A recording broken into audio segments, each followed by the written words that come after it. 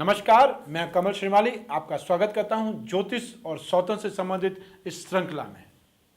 पिछले कुछ दिनों से हम निरंतर विश्लेषण कर रहे हैं, चर्चा कर रहे हैं, बातचीत कर रहे हैं कि किस कारण से किसी स्त्री या पुरुष के जीवन में सौतन का शब्द जन्म ले लेता है। सौतन होने के कई एक कारण हो सकते हैं, चाहे वो कारण पैसे से संबंधित हो, चाहे वो असंतुष्टि हो, चाहे वो सामाजिक परिवेश हो, या चाहे वो उस व्यक्ति का रंगीन मिजाज होना हो। बहुत से कारण में से एक कारण और भी है जो सौतन पक्ष को जन्म दे देता है, वह है घरेलू कारण। यदि आपके घर में किसी ने इस परंपरा को जन्म दे दिया है तो आपकी भी आदत या आपकी भी सोच कुछ प्रतिशत उस और मुड़ जाती है। पहले के समय में राजा महाराजाओं के नवाबों के कई स्त्रियां होती थी, लेकिन वो विवाह होते थे, वो अवैध नहीं होते थे। आज के समाज में, आज के वर्तमान समय में, वर्तमान युग में एक पत्नी के बाद दूसरी पत्नी को रखना अवैध कहलाता है, अधर्म कहलाता है। धर्म के विमुख जो आचरण करेगा वह अधर्मी कहलाएगा।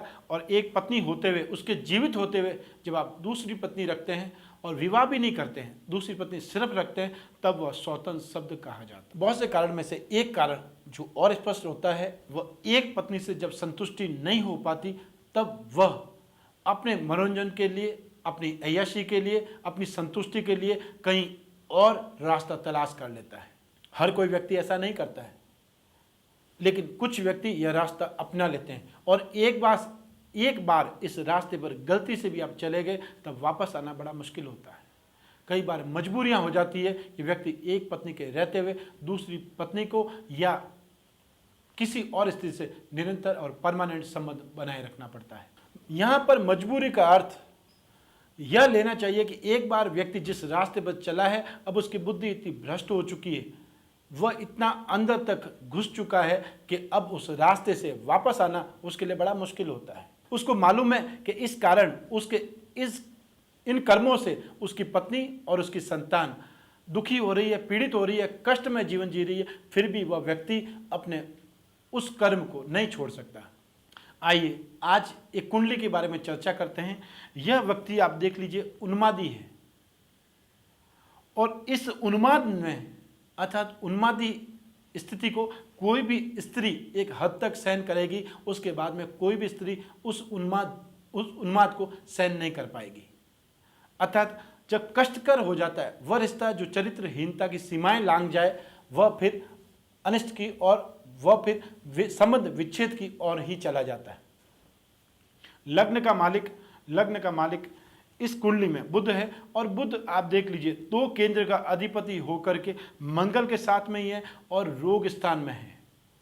तो व्यक्ति का स्वभाव, व्यक्ति का लग्न उसके चरित्र को, उसके जीवन को परिभाषित करता है।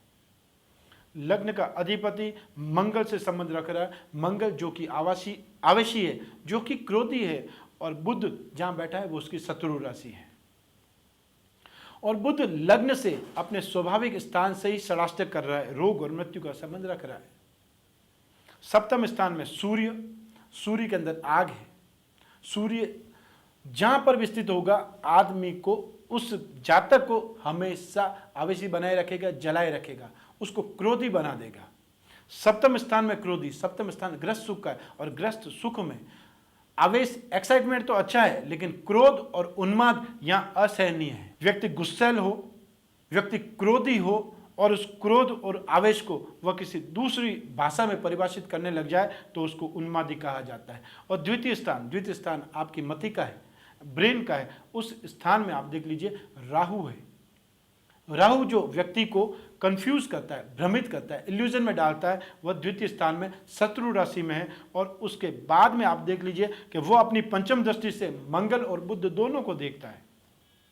तो बुध लग्न का अधिपति और मति का अधिपति, ब्रेन का अधिपति जो है वो चंद्रमा है। तो चंद्रमा भी आप देख लीजिए अपने से 10th हाउस में है, जिसको कि वापस शनि जैसा ग्रह देखता है।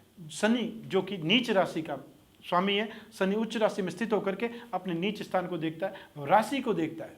और राशि अधिपति या चंद्रमा, तो चंद्रमा का भाव और यहां पर चंद्रमा को, दोनों को ही पापी ग्रह देख रहे हैं।